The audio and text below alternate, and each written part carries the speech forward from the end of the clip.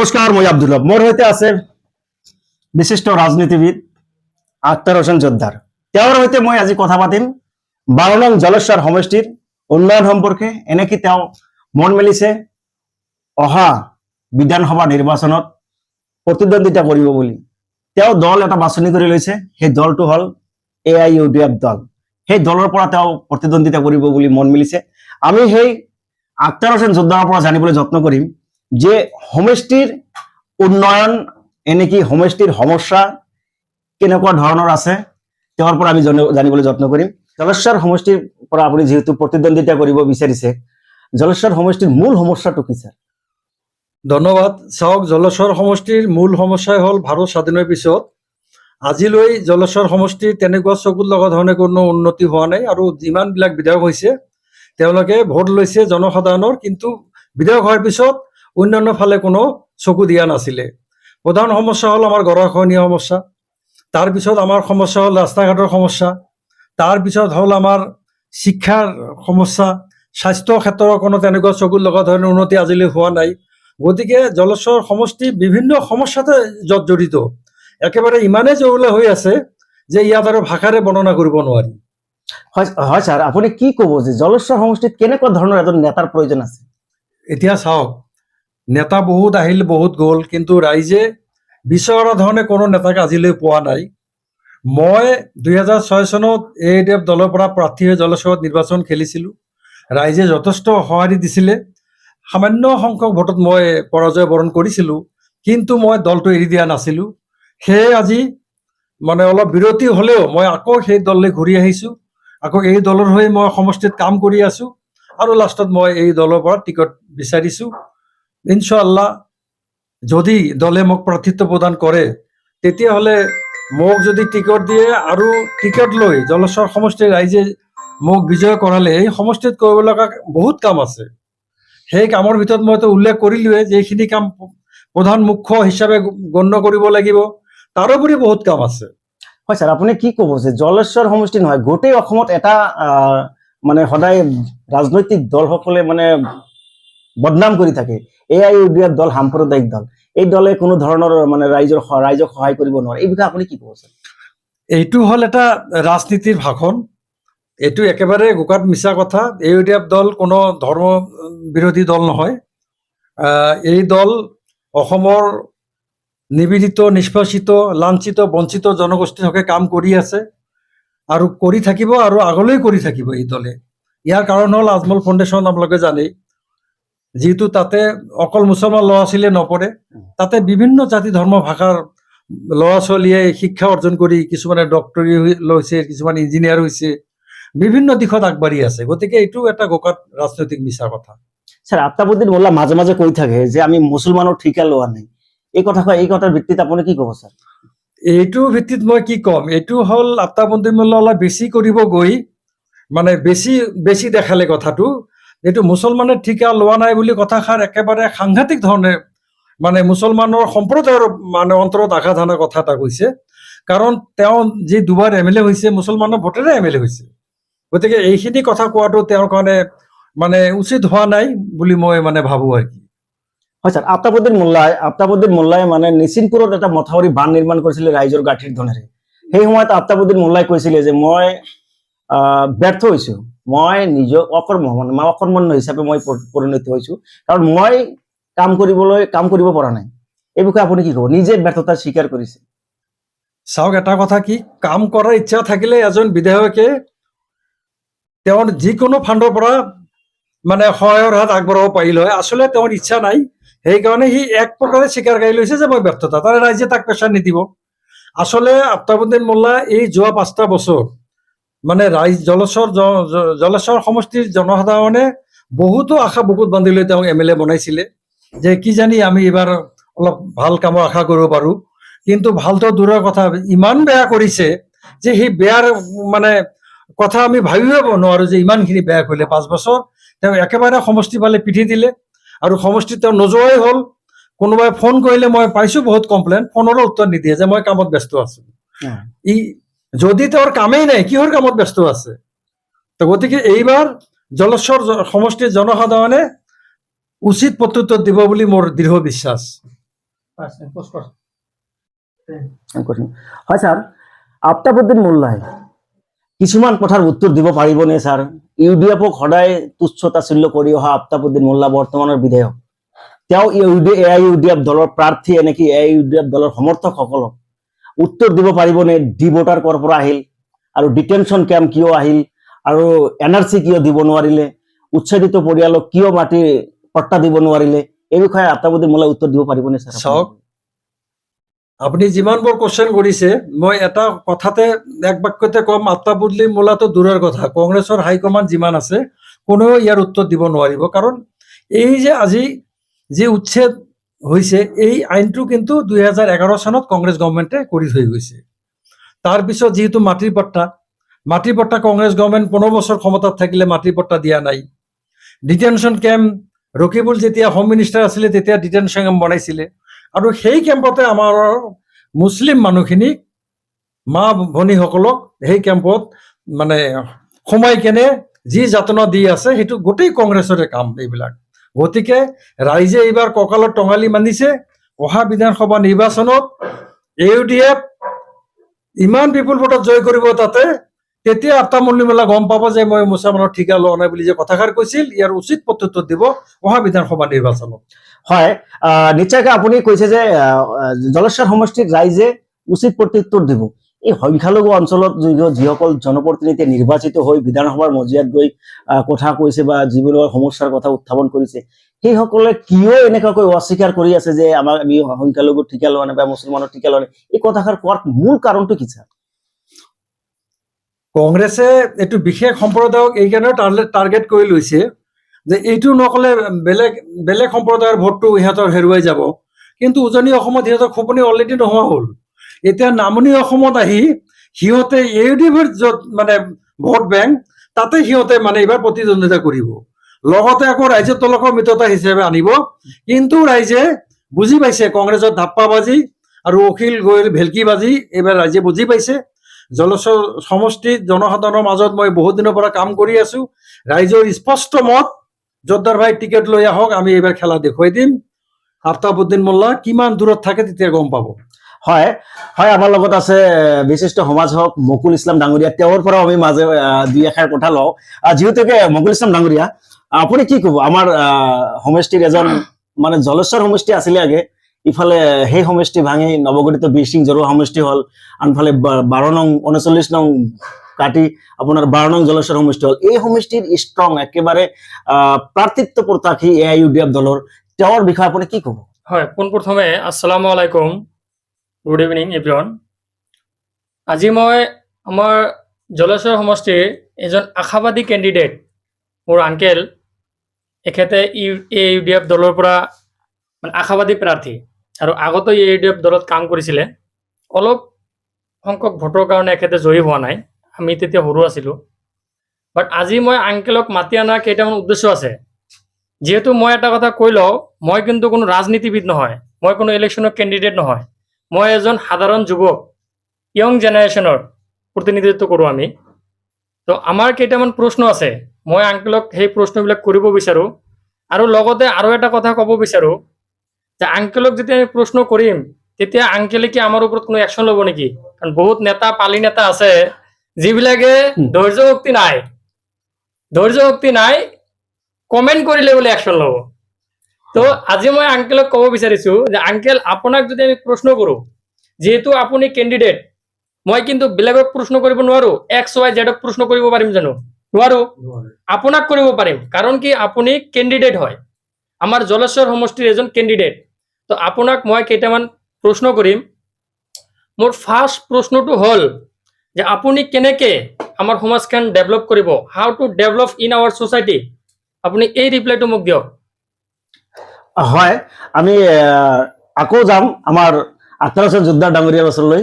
আমাৰ এজন সাধাৰণ যুৱক, মানে এওঁ হ'ল MS-IT সলিউশ্যনৰ স্বত্বাধিকাৰী, তেওঁ সদায় ৰাইজৰ লগত থাকে বা সমাজ সেৱক বুলি ক'ব লাগিব।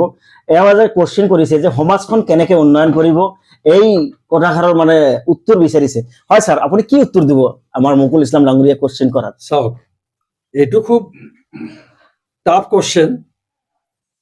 এজন বিধায়কে এটা সমাজ উন্নয়ন কৰিব নোৱাৰে, কিন্তু চেষ্টা কৰিব পাৰে। আৰু চেষ্টা কৰিলে নিশ্চয় সমাজটো উন্নত হ'ব। তাৰ কাৰণে কি আৰ্থিক ব্যৱস্থা ভাল কৰিব লাগিব, তাৰ পিছতে শিক্ষা ব্যৱস্থা, শিক্ষাৰ প্ৰতি গোটেই মানুহখিনিক আকৰ্ষণ কৰিব লাগিব। শিক্ষাই হ'ল জীৱনৰ মূল চাবিকাঠি। যি সমাজ ব্যৱস্থাত শিক্ষা নাই সেই সমাজ ব্যৱস্থা অন্ধকাৰ। গতিকে শিক্ষাৰ সংস্কাৰৰ জৰিয়তে মানুহখিনিৰ আৰ্থিক অৱস্থা যেতিয়া আৰ্থিকভাৱে টনকিয়াল হ'ব, তাৰ জৰিয়তে ল'ৰা ছোৱালীখিনিক যেতিয়া লিখা পঢ়া কৰা হ'ব, ৰাস্তা ঘাট যেতিয়া উন্নয়ন হ'ব, তেতিয়া সমাজ ব্যৱস্থাটো অট'মেটিক উন্নয়নৰ ফালে আগবাঢ়ি যাব। গতিকে আৰু আছে, এতিয়া কিছু আপুনি ক'ব পাৰে যে বিধায়ক পুঁজি ইজ নট চাফিচিয়েণ্ট। বিধায়ক পুঁজিৰে অকল মানে এই সমাজ ব্যৱস্থাক উন্নত কৰিব নোৱাৰি। সেইখিনি এটা মানুহৰ মানে এটা আশা যে না বিধায়ক পুঁজিৰ পৰা সৰু সুৰা কাম কিছুমান হয়, যিখিনি কাম হয় সেইখিনি কাম ৰাইজে আশা কৰে, সেইখিনি কাম কৰিব লাগিব। যেনেকুৱা 5 বছৰে আফতাবুদ্দিন মোল্লা, বিধায়ক পুঁজি ক'ত কি কৰিলে ৰাইজে আজিলৈ ক'বই নোৱাৰে। সেনেকুৱা কাম মই নকৰিম যদি মোক আল্লাহ মানে MLA বনায়। ৰাইজৰ পাশতে থাকিম, এইটো প্ৰতিশ্ৰুতি মই আপোনাকো দিছোঁ আৰু আগলৈও থাকিব মোৰ। হয়, মোৰ আৰু এটা প্ৰশ্ন, আপুনি কেণ্ডিডেট যিহেতু আপুনি ইলেকশ্যন কৰিব, আৰু আমি সাধাৰণ ভোটাৰ হিচাপে আপোনাৰ পৰা এইবিলাক আমি উত্তৰ বিচাৰোঁ। ছাপ'জ আপুনি MLA হ'লে, MLA হোৱাৰ পিছত আপোনাৰ তাতে এটা ফাণ্ড আছে, স্কলাৰশ্বিপৰ মানে শিক্ষাৰ ক্ষেত্ৰত এইটো বস্তু আপুনি ইউটিলাইজ কৰিব পাৰিব ষ্টুডেণ্টক। আপুনি যেতিয়া MLA হ'ব, তেতিয়া এই ষ্টুডেণ্টবিলাকক আপোনাৰ ফাণ্ডৰ পৰা আপুনি পইচাটো ধুনীয়াকৈ দিবনে? চাওক, যিটো শিক্ষাৰ্থীৰ পইচা শিক্ষাৰ্থীয়ে পাব লাগে। মোৰ কথা ইয়াতে আমাৰ সমষ্টিৰ বিভিন্ন কমিটিৰ মানুহখিনি আছে। কমিটিৰ মানুহখিনি যদি দায়িত্ব দিয়া হয়, প্ৰকৃত শিক্ষাৰ্থীক বাছনি উলিয়াই কৰি দিলে সি নিজেই পাব, প্ৰাপ্য যিটো তাৰ পাব। কিন্তু এনেকুৱা নহয় যে চাহাবুদ্দিন আহমেদে আমাৰ যেনেকুৱা কৰিছিলে, যে মাককো দিছে, বাপেকক দিছে, নিজে টিচাৰ নিজেও লৈছে, সেনেকুৱাটো বিৰাট অন্যায় কথা। সেইখিনি এটা শিক্ষাৰ্থীৰ পৰীক্ষা মানে টকা এনেকুৱা আত্মসাৎ কৰাটো একেবাৰে মানে বেআইনী কাম এটা মানে। নহয়, এতিয়া আমি চালো যে আপুনি MLA হোৱাৰ পিছত মানে যিটো ফাণ্ড আহিছে, এইটো আপুনি ল'লে, আপোনাৰ ছোৱালীক দিলে, আপোনাৰ ৱাইফক দিলে, তো সেইটো হ'ব নেকি? মই সেইটো মই কৈছো সেইটো কাম অন্তত মই প্ৰতিশ্ৰুতি দিব পাৰো, সেইখিনি কাম অন্তত মোৰ লাইফত নহয়, ঠিক আছে। কৰা মোৰ নাই আৰু এটা আৰু প্ৰশ্ন আছে। নকৰো বুলিও প্ৰতিশ্ৰুতি দিছো। সেইটো মোৰ আৰু এটা প্ৰশ্ন আছে, যিহেতু আমি বহুত পিছপৰা এৰিয়াৰ, আমি জলেশ্বৰ সমষ্টিটো বহুত পিছপৰা, কাৰণ আমাৰ তাতে বহুত বাগা নেতা বোলে আছে। আমি কিছুমান ভিডিঅ' পাওঁ। মই কিন্তু কোনো দলক মানে ছাপৰ্ট নকৰোঁ যে মই UDF মই গোটেইখিনি কেণ্ডিডেটকে মই প্ৰশ্ন কৰিম, কাৰণ প্ৰশ্ন কৰাৰ মোৰ অধিকাৰ আছে। যিহেতু মই এজন সমাজসেৱক, হয়। মোৰ প্ৰশ্ন কৰাৰ অধিকাৰ আছে। আজি মই আংকেলক মাতি লৈ আহিছোঁ, আংকেলক এটা ইণ্টাৰভিউ লৈ আছোঁ যে আংকেলে যেতিয়া MLA হ'ব, MLA হোৱাৰ পিছত কি কি কাম কৰিব। তো শিক্ষা ডিপাৰ্টমেণ্টৰ যিটো নাটনি অৱস্থা আমাৰ জলেশ্বৰ সমষ্টিত, স্কুলবিলাকত টিচাৰ নাই। আপুনি যেতিয়া MLA হ'ব, তেতিয়া এইবিলাকৰ ওপৰত মাতিবনে নাই? শ্বৰ্টভাৱে এনচাৰটো দিব আপুনি। চাওক, এটা কথা, আমাৰ UDF দল জন্ম হোৱাৰে পৰা বিধানসভাৰ ভিতৰে বাহিৰে যথেষ্টভাৱে মানে প্ৰটেষ্ট কৰি আহিছে। আৰু ময়ো কথা দিলোঁ, বিধায়ক হোৱাৰ পিছত বিধানসভাৰ ভিতৰে বাহিৰে জলেশ্বৰ সমষ্টিৰ যে উন্নয়ন নহয়, আৰু আৰ্থিকভাৱে আমি পিছপৰা, শিক্ষা উপযুক্ত ব্যৱস্থা পোৱা নাই, সেইখিনি মই বিধানসভাৰ মজিয়াত মই বলিষ্ঠ আকাৰে মই দাঙি ধৰিম বুলি মই প্ৰতিশ্ৰুতি দিলোঁ। হয়, আপোনালোকে নিশ্চয়কৈ শুনিছে আমাৰ জলেশ্বৰ সমষ্টিৰ কণ্টেষ্টিং কেণ্ডিডেট আখতাৰ হোসেন জোদ্দাৰ ডাঙৰীয়াৰ কথা। আমি আকৌ আখতাৰ হোসেন জোদ্দাৰলৈ যাম, দুই এষাৰ প্ৰশ্ন সুধিম। জলেশ্বৰ সমষ্টিত বহু ৰাস্তা, ব্ৰিজ আদিকে ধৰি এতিয়াও আধাৰুৱা হৈ আছে। আধাৰুৱা হৈ থকা এজন বিধায়কে সেই কামবিলাক মানে আকৌ নতুনকৈ আৰম্ভ কৰিব পাৰেনে? তাৰ সেই ক্ষমতাটো আছেনে? চাওক, এটা কথা, এইবিলাক কথা ক'ব গ'লে বহুত কথাই ক'ব লাগে, মই ইমানখিনি নকওঁ। এতিয়া নিৰ্বাচনৰ আগত জলেশ্বৰ সমষ্টিৰ ৰাইজক এটা চমক দেখুৱাব খুজিছে। ইমান ইনগ্ৰেশ্যন কৰিছে মই লাইফত দেখা নাই। ইমান ইনগ্ৰেশ্যন ডেইলি 2-3টা গৈ থাকে। এই 5টা বছৰ কি কৰিছিলে বিধায়ক? 5 বছৰ কি কৰিছিলে? এতিয়া ফাণ্ড নাই। এতিয়া ধৰক, এতিয়া বহুত কথা আছে কিছুমান। ৰাইজক চমক দিয়াৰ উদ্দেশ্যে, ভোট আদায় কৰাৰ উদ্দেশ্যে, যে চাওক মই কিমান কাম কৰি আছো। এইবিলাক এই আধৰুৱা কাম এতিয়া ইলেকশ্যন জাৰি হ'বই, অধিসূচনা জাৰি হোৱাৰ পিছত কাম হ'ব জানো? কোনো কাম নহয়। এনেকুৱা মই বহুত দেখিছো, বহুত সমষ্টিত, বহুত ইলেকশ্যনৰ আগত যিখিনি ইনঅগ্ৰেশ্যন হয় এটা কামো নহয়, কেইদিন পিছত এইটো মানে এই গছ গছনিৰে ভৰপূৰ হৈ থাকে, এই খুঁটিও দেখা নাপায় যে ক'ত ইনঅগ্ৰেশ্যন কৰিছিল। গতিকে এইটো টোটেল এটা ব্লাফ। হয়, এই সমষ্টিত বিভিন্ন ঠাইত আমি দেখা পাই আছো এনেকুৱা ধৰণৰ উদ্বোধন হৈ আছে কামবিলাক। বৰ্তমানৰ বিধায়ক আফতাবুদ্দিন মোল্লাই বহু কাম উদ্বোধন কৰি আছে, কিন্তু ইমান দিনে যি উন্নয়ন কৰিব লাগিছিলে সেই উন্নয়ন কৰিব পৰা নাই। আমি এই বিষয়ে আৰু জানিবলৈ যত্ন কৰিম যে প্ৰায়তো আফজালুৰ ৰহমানে এখন ব্লগ কৰিছিলে, তেওঁ ব্লগ বনাইছিলে চিৰাকুটি জামাদাৰহাট ডেভেলপমেণ্ট ব্লক। সেই ব্লকখন স্থানান্তৰ হৈ আপোনাৰ বিৰসিং জৰুৱা সমষ্টিৰ নস্কৰা জামাদাৰহাট ব্লক হল। এই ব্লকখন স্থানান্তৰ কৰাৰ ক্ষেত্ৰত বিধায়কে একেবাৰে কৈছে যে মই কৰা নাই, কিন্তু এজন বিধায়কৰ উইটনেছ নোহোৱাকে কেনেকে স্থানান্তৰ হ'ব পাৰে ছাৰ? চাওক, ইয়াতে দুটা কথা আহে। যিহেতু মানে চিৰাকুটি ব্লকটো এতিয়া বিৰসিং জৰুৱা সমষ্টিত নতুন নামকৰণ লৈ ক'ত গৈছে, চালকাটাত গৈছে, লস্কৰত গৈছে। এইটো 1 নম্বৰ দায়ী হল ৱাজেদ আলী চৌধুৰী চাহেব। তেওঁ চিটিং MLA তেওঁৰ। আৰু এই জলেশ্বৰ সমষ্টিতে যিহেতু চিৰাকুটি ব্লকটো আমাৰ জলেশ্বৰ সমষ্টিত, পুৰণা জলেশ্বৰ সমষ্টিত এটা পাৰ্ট আফতাবুদ্দিন মোল্লাৰো আছিলে। গতিকে এইটো যদি আফতাবুদ্দিন মোল্লাও কাউণ্টাৰ দিলে হয়, ৱাজেদ আলী চৌধুৰী চাহেব ল'ব নোৱাৰে। কিন্তু দুইজনে মিলি এনেকুৱা কাম এটা কৰিলে যে আজি আমাৰ সেই যিখিনি পুৰণা পঞ্চায়ত আছিলে, তাৰমানে জামাদাৰহাট ব্লক, সেই জামাদাৰহাট ব্লকটো তাৰমানে নস্কৰাত লৈ গ'ল। গতিকে ইয়াতকৈ আৰু দুখৰ কথা কি ক'ম? এতিয়া ৰাইজে বিচাৰ কৰিব অহা নিৰ্বাচনত। ৰাইজক কি আহ্বান জনাব ছাৰ অহা দিনত? যিসকল লাঞ্ছিত বঞ্চিত দৰিদ্ৰ নৈপৰীয়া মাছৰীয়া ব্ৰহ্মপুত্ৰ গৰাখহনীয়াৰ কবলত পৰি তেওঁলোকে আজি ৰাস্তাত বাগৰি বাগৰি কান্দিব লগা হৈছে, সেইসকল মানুহ চৰকাৰী ভূমিত যাই ঘৰ সাজিব লগা হৈছে, এইসকল মানুহক চৰকাৰে উচ্ছেদ কৰি আছে। ৰাইজক আপুনি অহা দিনত বা অহা মাজত মাত্ৰ কেইটা মাহমান বাকী নিৰ্বাচন হোৱাৰ, তেখেতক কি আহ্বান জনাব? চাওক, মই AIUDF দলৰ এজন সৈনিকহে। যদি ৰাইজে ভোট দলে টিকেট দিয়ে আৰু যদি বিধায়ক বনায় ৰাইজে, তেতিয়াহ'লে নিশ্চিতভাৱে মই এইটো কথা আমাৰ সুপ্ৰিমো যে আছে হজৰত মৌলানা বদৰুদ্দিন আজমল চাহাবক জনাম। আৰু তেখেতে দল জন্ম হোৱাৰ পৰা আজিলৈকে তেখেতে সংখ্যালঘুৰ সপক্ষে মাত মাতি আহিছে, আৰু ডিভোটাছৰ সপক্ষেও মাত মাতিছে, তাৰপাছত উচ্ছেদৰ সপক্ষেও মাত মাতিছে, ডিটেনশ্যন কেম্পৰ সপক্ষেও মাত মাতিছে। গতিকে আমি বিধানসভাত এইটো বলিষ্ঠ পদক্ষেপ লৈ কেনে এইটো দাবী উত্থাপন কৰিম যে আমি যাতে আমাৰ এই নামনি অসমৰ সংখ্যালঘু বসতি প্ৰধান এলেকাৰ মানুহখিনি যিখিনি জ্বালা যন্ত্ৰণাত ভুগি আছে, তেওঁলোকৰ কিছু পৰিমাণে হ'লেও যাতে আমি সলভ কৰিব পাৰোঁ প্ৰব্লেম, তাৰ কাৰণে আমি চেষ্টা কৰিম। আংকেল, মোৰ আৰু এটা প্ৰশ্ন আছে আপোনাৰ ওচৰত। এই যে আমাৰ যে সমষ্টিবিলাকত যেতিয়া BPL ঘৰবিলাক দিয়ে, আমি বহুত কমপ্লেইন পাইছোঁ এইবিলাকত। BPL ঘৰবিলাক দিয়াৰ সময়ত দুখীয়া মানুহৰ পৰা পইচা লয়, কিন্তু এইটো কিন্তু আপোনাৰ ক'ব গ'লে সিহঁতে কয় না দিয়া নাই, এইটো কিন্তু ভিতৰত চলি আছে।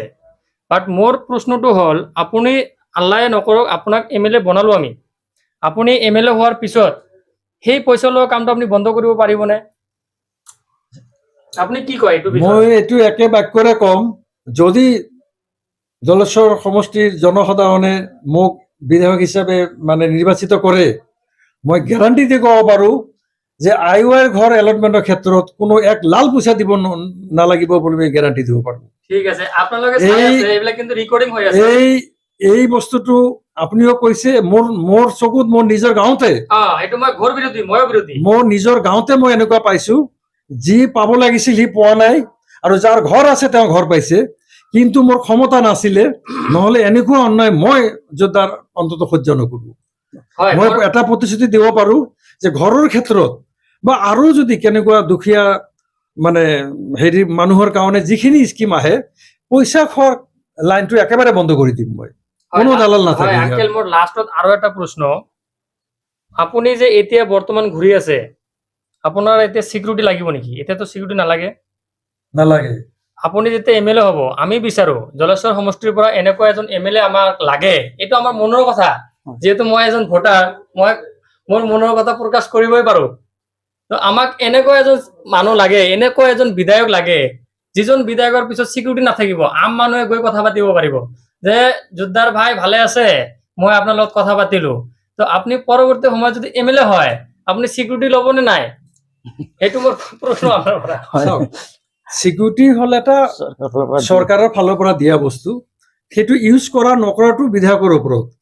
বিধায়কে যদি ক্ষমতা দেখায় যে মই এম এল এ হৈছো, মোৰ চিকিউৰিটি ৩-৪জন আছে, সেইটো বেলেগ কথা। কিন্তু মই আখতাৰ যোদ্ধাৰ এইটো কথা গেৰাণ্টি দি ক'ব পাৰো যে আজিৰ দিনত মই ইমান মানে বেকৱাৰ্ড জেগাতো ৰাতি 10টা, 11টা, 12টা বজালৈ মই মেল মিটিং কৰি আছো, ৰাইজৰ লগত সাক্ষাৎ কৰি আছো, কিন্তু আজিলৈ মই চিকিউৰিটিৰ অনুভৱ কৰা নাই। কাৰণ যিহেতু মই সৰল অন্তকৰণে ৰাইজৰ কাষত আছো, ৰাইজো মোৰ লগত থাকিব। এইটোৱে মই বিচাৰিছিলো। গতিকে চিকিউৰিটি কিয়? চিকিউৰিটি মোৰ ৰাইজ। ৰাইজ যদি মোৰ লগত থাকে, সেয়ে মোৰ চিকিউৰিটি। বাকী শ্ব'বাজিৰ চিকিউৰিটি সেইটো বেলেগ। সেইটো মই আশা নকৰো। মই ইয়াতে আৰু এটা কথা ক'ব বিচাৰো। আংকেলক মই এটা সৰু পৰিচয় দিব বিচাৰো, কাৰণ আংকেলক মই চিনি পাওঁ।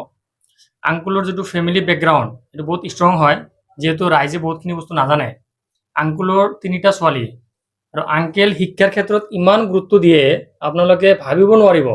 মই নিজেও এজন মানে ফেমিলিৰ এজন ভাল ৱাৰ্কাৰ হিচাপত মোৰ ভণ্টিবিলাকক মই বাহিৰত পঢ়াই আছো, বাট মোতকৈ বেছি আংকেলে আৰু গুৰুত্ব দিয়ে। কাৰণ আংকুলৰ ডাঙৰ ছোৱালীজনী হ'ল ডক্টৰ, সৰু ছোৱালীজনী হ'ল এই ৰিচেণ্টলি আপোনাৰ APSCত পাইছে, আৰু তাৰ সৰুজনী এতিয়া সি কি পঢ়ি আছে মই নাজানো। বাট আংকেলে যেতিয়া আহে, বা আমাৰ আন্টিও যদি আহে, এবাৰ হ'লেও আমাৰ অফিচত মাত দি যায়, কাৰণ আমি খবৰ চবৰ লওঁ শিক্ষা ক্ষেত্ৰতো কেনেকৈ চলি আছে। এইটো ক্ষেত্ৰত কিন্তু আমি আংকুলক মানে এটা প্ৰায়ৰিটি দিব লাগিব, যে শিক্ষাৰ ক্ষেত্ৰত একেবাৰে বহুত আগবাঢ়ি গৈছে। আৰু আমি এটা বস্তু ভাবো কি, যে আংকুলে যিহেতু ল'ৰা ছোৱালীক এনেকৈ কৰাইছে, তো আমাৰ এটা আশা যে নেক্সট জেনেৰেশ্যনত আংকেলে ভাল ছাজেশ্যন দিব। ঠিক আছে, তো আপোনালোকে ছাপোৰ্ট কৰে নকৰে এইটো আপোনালোকৰ ব্যক্তিগত বস্তু হয়। বাট মোৰ যিখিনি প্ৰশ্ন কৰিবলগীয়া আছিলে মই আনি প্ৰশ্ন কৰিলোঁ। আৰু এটা কথা, যে আমি কোনো দলক ছাপোৰ্ট কৰি নকৰোঁ। মই কংগ্ৰেছকো কৰিম, BJPকো কৰিম, AGPকো কৰিম, AUDFকো কৰিম। মই গোটেইখিনি মানুহকে প্ৰশ্ন কৰিম, মোৰ প্ৰশ্ন কৰাৰ অধিকাৰ আছে। আৰু লগতে এই বস্তুটো মই জনাই আছোঁ যে আংকুলক আপোনালোকে নিজ স্বাৰ্থভাৱে আপোনালোকে প্ৰশ্ন কৰিব পাৰে, কাৰণ আংকুলৰ সেই কেপাচিটিটো আছে, আংকুলৰ সেই ধৈৰ্য শক্তিটো আছে, যে মোক প্ৰশ্ন কৰিলে মই কিন্তু উঠাই লৈ যাম। এই বস্তুটো আংকুলে নকয়, যিহেতু এইটোৰ কাৰণে ধৈৰ্য শক্তি থাকিব লাগিব। তো এই বস্তুখিনি গোটেইখিনি বস্তু আমি এইজন কেণ্ডিডেটৰ পৰা আশা কৰিব পাৰোঁ। আৰু এটা বস্তু হ'ল কি, যে আমাৰ যিটো বিধানসভা হয়, বিধানসভাত কিন্তু তাতে ধুনীয়াকৈ অসমীয়া ক'ব লাগিব। যদি আমাৰ যিখিনি সমস্যা আছে, এই সমস্যাবিলাকৰ ওপৰত যদি মাত মাতিব লাগে, তেতিয়া যদি ভালকে কথা পাতিবই নাজানে, তেতিয়া কেনেকে আমাৰ বিষয়ে কথা পাতিব? এইটো এটা প্ৰশ্ন থাকি যায় ন।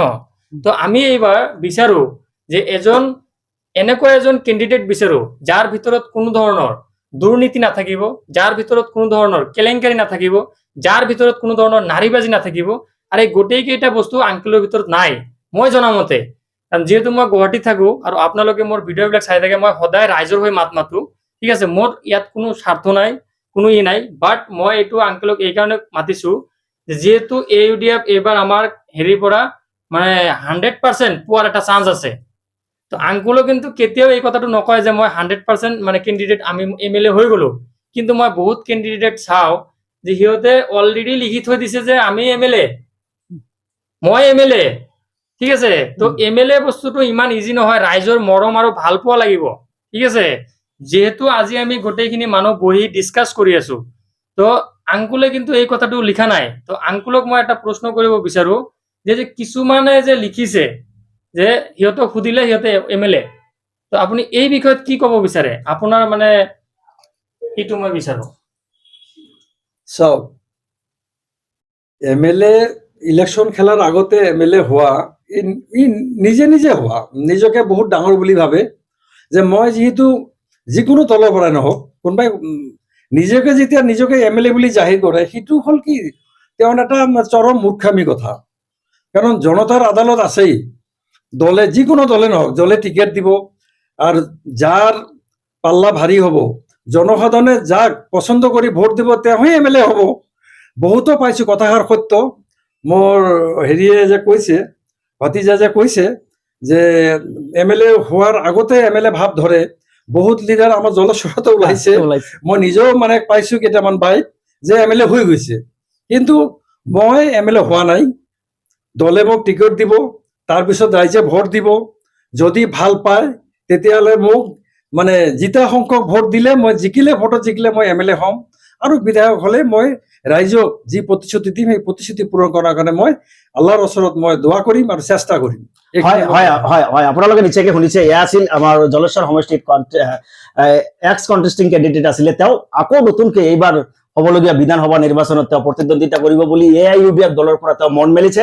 জলেশ্বৰ সমষ্টিবাসীয়ে আখতাৰ হোসেন জোদ্দাৰক সময়ত আঁকোৱালি ল'বনে, বা দলৰ যি চুবুৰীয়া মৌলানা বদৰুদ্দিন আজমলে তেওঁ টিকিট প্ৰদান কৰিব?